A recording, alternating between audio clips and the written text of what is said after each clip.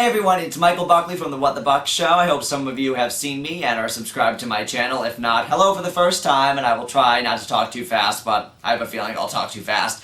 YouTube asked me to do a webinar answering questions about my success on YouTube and building an audience on the site. I'm going to answer the 10 most popular questions and pick and choose some others at the end. Some of them will have longer answers, and I tend to be wordy. I'll do my best. I hope you'll find some of what I say helpful to your experience on YouTube, and I hope my story inspires you to get more involved in YouTube. A little background on me, just so you know. I started filming YouTube videos back in the summer of 2006. I was doing a show on my local public access channel, and my cousin put some of the clips on YouTube. I didn't know what YouTube was. I didn't have a high-speed internet connection, and he posted videos, and then I started posting on Prone75, and I was posting videos there, and then on What the Buck Show, and then by the summer of 2008, I was generating revenue from the YouTube Partnership Program, and I was able to quit my job, and I have been a full-time YouTuber ever since. Question 1 is from Billy in Yorkshire, England. How did you originally get yourself noticed on YouTube?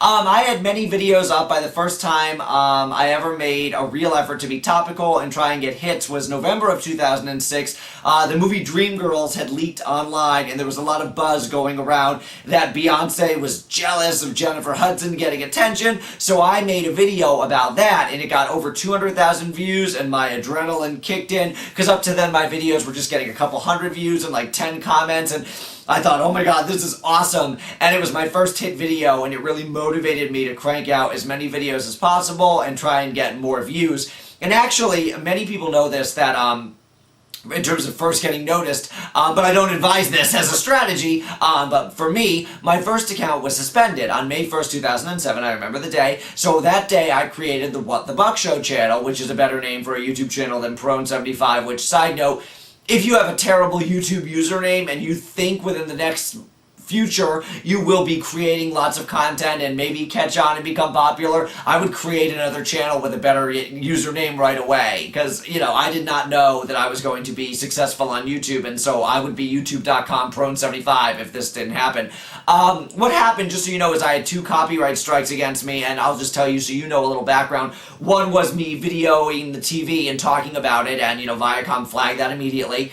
And the second was me splicing an American Idol audition and a joke audition of me auditioning. It was written, did you see it? Yeah. But it was a good learning experience about like what you can do and what you can't do. But that was the point.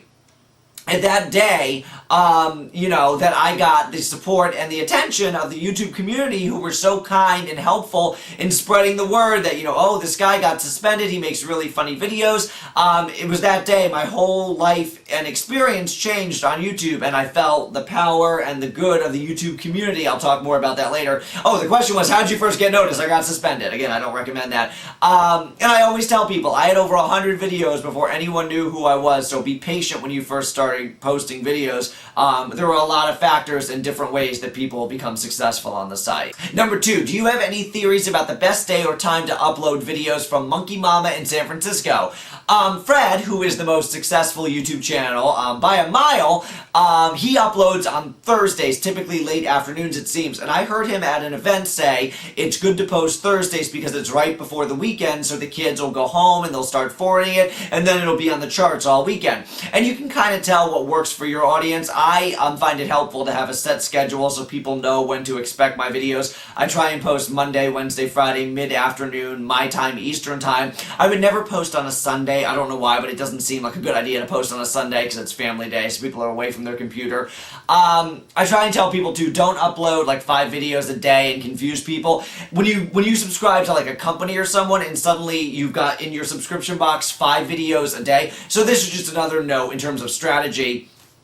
I would upload every other day or once a week at first. If you're uploading like 5 videos a day or 3 videos a day, it's people are gonna be like, oh, which one do I watch? I'm confused, and then they're not gonna watch any of them. And you're better off just having like 1 hit video than 3 muddling along videos.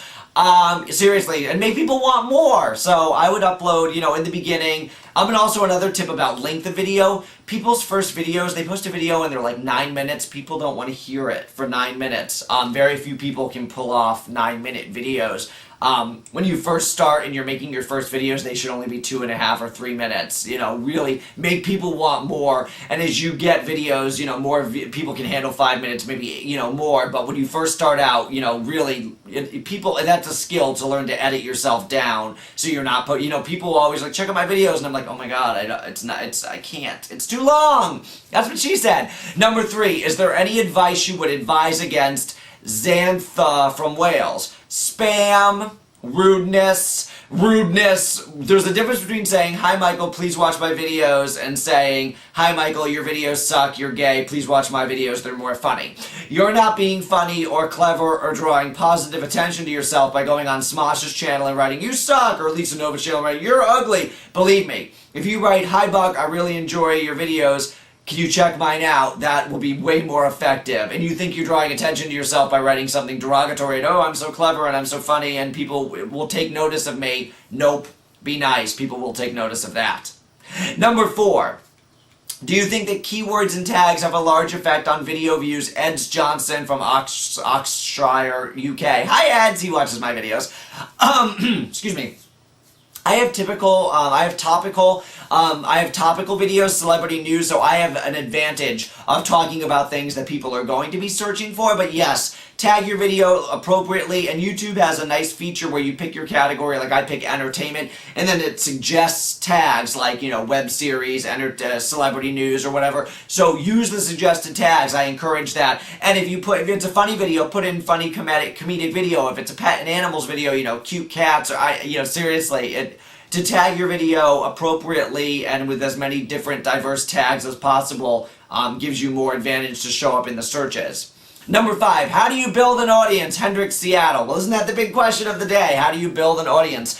Yeah, I really, you know what, there are some people on YouTube who were lucky from day one and they just got a lot of views, and it was much different back in the day. I could do an entire video or presentation about the difference between being popular in 06 versus 07 versus 08 versus 09. It's changing all the time, YouTube, and so how you market yourself and how you position yourself on the site always needs to be changing, and you need to pay attention of the trends around you. But I made great efforts to market myself. Whenever I talk about my success on YouTube, I was never an overnight sensation. I was never someone who had a viral video and everybody took notice of me.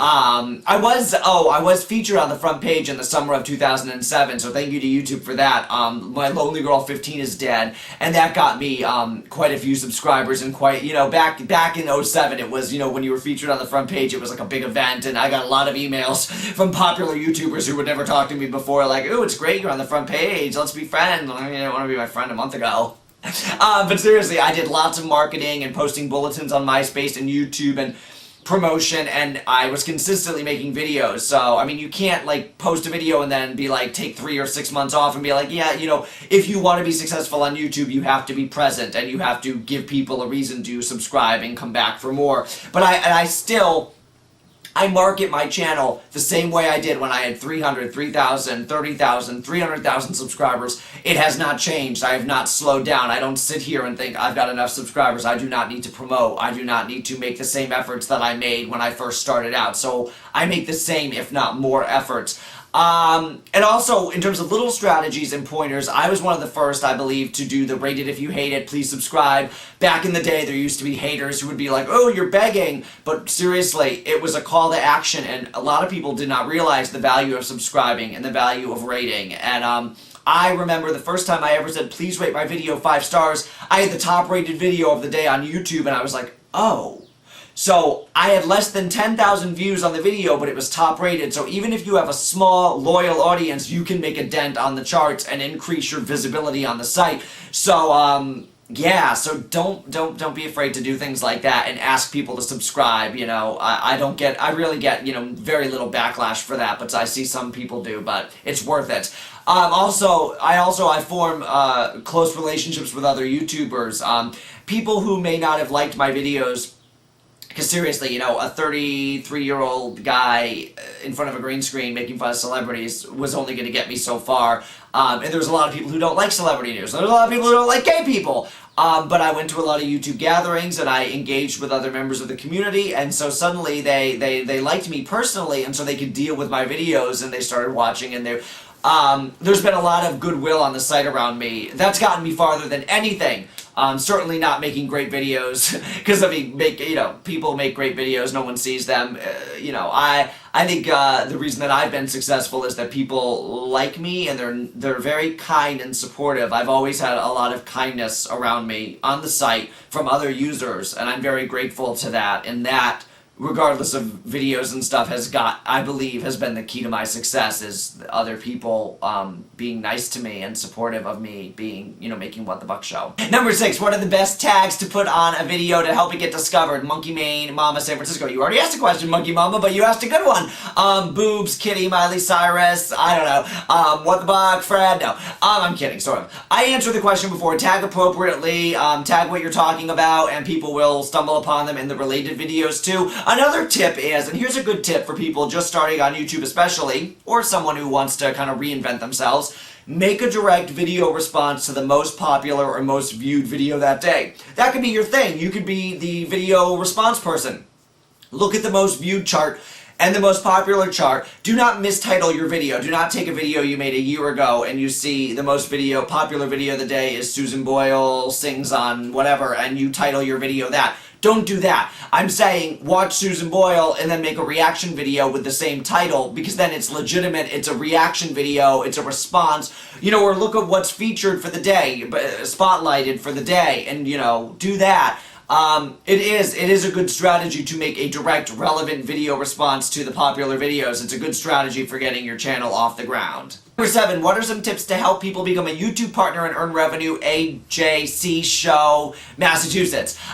Wait till you have enough videos. A lot of people tell me they didn't get approved for partner, and you can apply for partner. Go youtube.com/partners, and you can submit an application right there, and you might get a message saying you don't have enough content or something like that. But seriously, don't make like 2 videos or 5 videos and have like a couple hundred views and think, oh, I want to be a partner. Give it enough time, and if you apply and you don't have enough content and they reject you, try again in a couple months, but keep building your channel, keep, creating videos, creating diverse content. And also, don't use copyright music, because a lot of times I'll look at someone's channel and they won't be a partner, and it's because they have 100 videos and 80 videos are them lip syncing, or in their opening credits it's them using a copywritten song. So, the moment I became a partner, I privated all my videos. I missed those videos. Dancing Queen, and I did I've Been Cheated. I sure miss lip syncing, and I wish I could. So don't be discouraged if you're not accepted right away, but, keep building up your channel and building views and building subscribers. Number 8, what equipment do you use to make your video? I have a $6 piece of fabric from Walmart. I have 2 $6 pieces of fabric tacked to the wall. You can use anything that's green and chroma key. You can a green piece of fabric, a green piece of paper. I have just regular lamps. I have work lights from Home Depot that cost about $40. So it's just lamps. I should have, I'm going to get better lighting soon. I just, this works and it's all set up the same, so I'm like, I don't want to move it. So I have lights, work lights. My camera costs $2,000. It's a Canon GL2. It is not widescreen and it is not HD, which I will probably upgrade to over the next couple months. And to edit, I use Sony Premiere Studio, which is really easy. And on YouTube, I learned how to use Sony Premiere Studio. That's the thing about YouTube. You look up all these how-to videos, how to Photoshop, how to use, iMovie or whatever you edit in. You can watch how to chroma in Vegas on YouTube. I don't even use Vegas. I use the generic Sony Premiere Studio. It costs less than $100. So again, you can do it. People ask, do I have a teleprompter? I use the monitor. So I have a monitor in front of me, and I have my script, and I just sit back here and I scroll my mouse. because I talk so fast, so I really can't use a teleprompter. Number 9, can you give us your top 10 tips for being on YouTube? Hendrix in Seattle. It rains 9 months out of the years in Seattle. What movie is that from? Number 1, be patient. Building an audience, it takes time. Number 2, engage with other users. The best allies you have in becoming successful are fellow YouTubers. There are very few people on YouTube who can post and be in their own little world and not interact and be successful, but most of us, we interact, and that's the best part. It makes it more fun. If I was just here in my second bedroom making videos and I did not have the interaction, it's so much fun. So please be engaged and be engaged. That's 2. 3, don't try to please the masses. It'll never work. Make videos that you enjoy. If you look at Smosh and What the Buck and Hot for Words and Lisa Nova and Sexy Phil and other top YouTubers and you try and copy them, you're just going to be frustrated. You're going to be like, But that said, so I mean, seriously, you have to make videos you enjoy. Otherwise, it'll just become like so much work and so boring for you if you're like, oh, I have to make videos and please other people, and they're never gonna be pleased. So you just have to make a video and enjoy it and post it and feel good about it and yay! But that said, don't copy people to an extent if you want to as role models, because if you like their content. But that number 4 is, have mentors, have role models. If you can team up with high-end partners and be in touch with them and share tips and collab with, definitely number 4 tip, find mentors and other people you like on YouTube and, get in touch with them and see if, you can find relationships and mentor them or be mentored. Number 5, be kind and respectful. In the comment section, again, you may think you're drawing attention to yourself, but you're not helping yourself long-term on the site. Number 6, and this is just personal. You don't have to take this, but this is me. Suggestion, don't call people fans. You look stupid. Honestly, I always say this. Do you think you're Julia Roberts? You make videos on YouTube. Don't call people fans. Whenever I see someone on Twitter or they make a video and they're like, I have the best fans in the world, I cringe. You can take this, and you can do whatever you want with this. I think people who are musicians, it's kind of different. Like, oh, I'm a musician, I have fans, I go, I sing at a bar and people cheer for me. But it's just an etiquette tip. I think you look stupid if you call people fans. And I've told other top YouTubers this, and it's something, and I've watched people. It just looks weird. It just looks weird. It does. Even if they are your fans, don't call them that. Call them your viewers or your audience or your people who watch your videos. But if you say, oh, I love my fans, you look stupid. In my opinion. Number 7, remember, it's just a video sharing website. YouTube is my second home. I love the site with all my heart, but at the end of the day, it's a website. Do not overreact if someone unsubscribes or leaves a mean comment or, oh my god, it's site maintenance, I can't post my video. Get over it, relax, go to sleep and wake up and try again the next day. Number 8, do not let praise go to your head or mean comments go to your heart. Seriously, when someone leaves you a comment, you make the best videos in the world, don't believe it. Enjoy the praise, but don't get caught up in it and think that it's something it's not. And but likewise, don't let the mean people affect you at all. You should never read a mean comment and be bothered by it, because really, who cares? That's one thing if you can take from this, because I know people are sensitive and I know they get discouraged from posting because people leave debilitatingly mean comments about their appearance or about something. And delete it, block it, do not take it to heart. It's a stranger, it's a stranger, it's a stranger, it's a stranger. Number 9, don't be afraid to change your format if it's not working. If you're making videos and you're not happy with them, try something new. Number 10, have fun! Have fun! Have fun! So besides the top 10, they said I can reply to some more, so I'm looking at the thing right now, so I'm just going to reply kind of off the cuff to these. Which YouTube tools do you use? How do you use them? That's Hendrix again. I use Insight. If you have Insight, it's a great way to see kind of who's watching your video and what your demographic is, and I enjoy using Insight. I don't use any of like the bulk uploader things. I'm sure there's a lot of tools on YouTube that I don't use. That's what she said.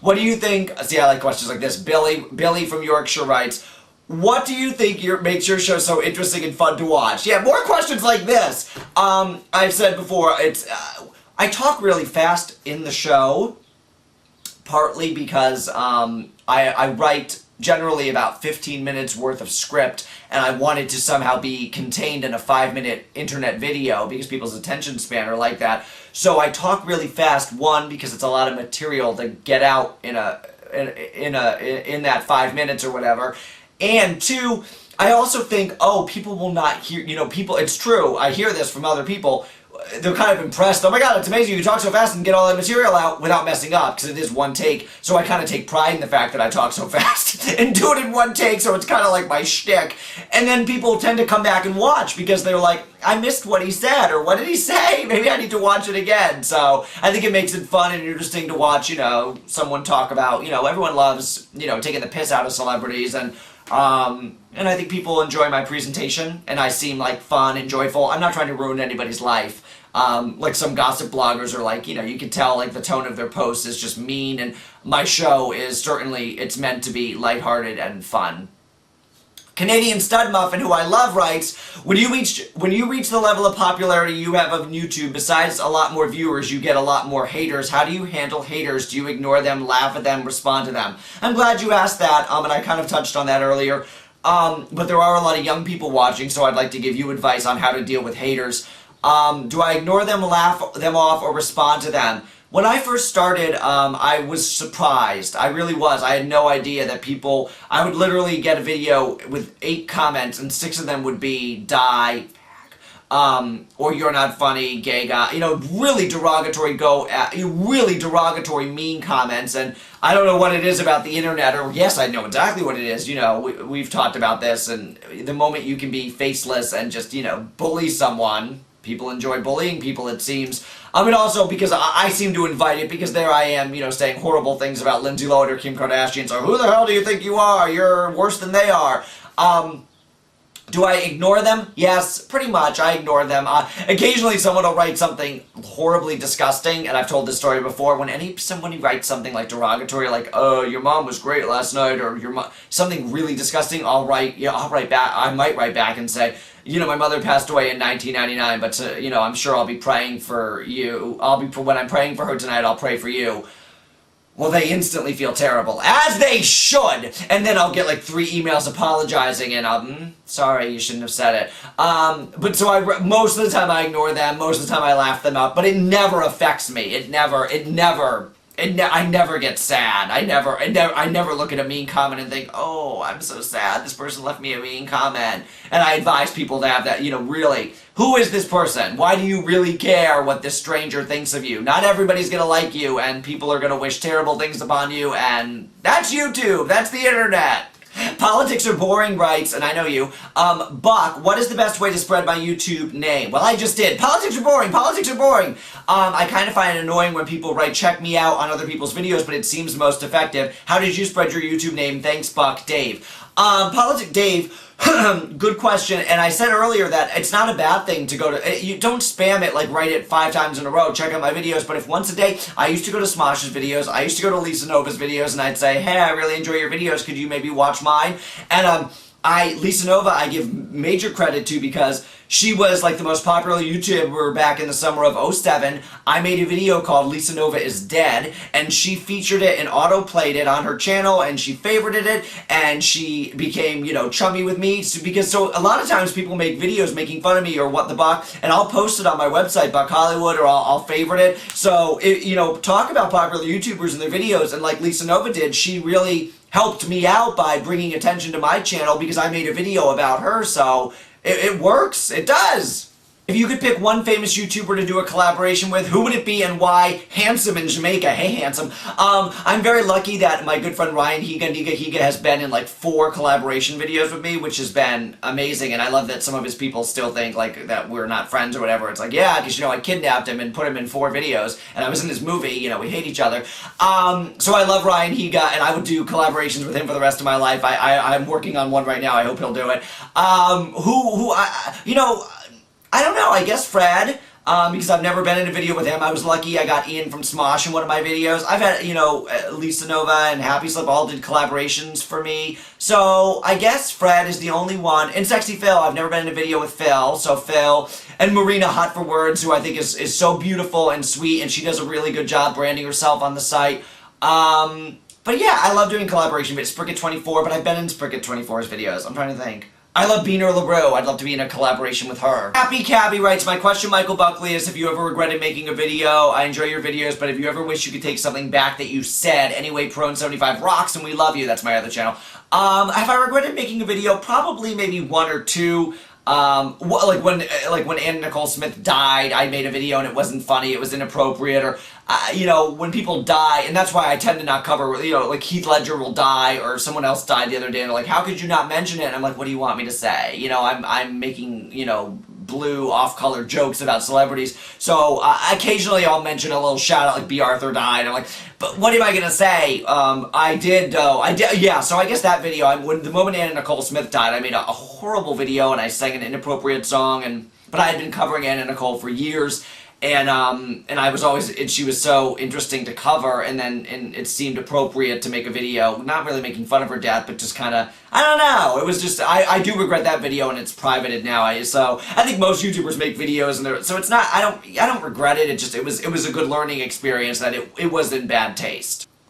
TJW1963, do you feel like interactivity with your subscribers is important? Absolutely. For me, I said before, the fact that I reply to comments, people always seem surprised. When I post a video, like on Monday and Tuesday, the whole day that video is active, I'm there all day replying to comments all day, and people really like that, and that's what's fun for me. It wouldn't be as fun for me if I just posted a video and then left and didn't, you know, interact with the people who are watching it. That's what makes it, you know, very enjoyable, and the nature of the internet. Whenever I've been on TV, it's not that fun. You're in some studio and you're talking to nobody, and it's like, but the nature of the internet is interactive, so it's really, it increases your experience and the viewer's experience by being very interactive. Alright everybody, I think that was enough. I hope I made some sense, and I hope I was somewhat helpful, and you know, maybe we can do this again if they want me to, and if there's more questions, or more after maybe I've said something and now you have a more specific question about it.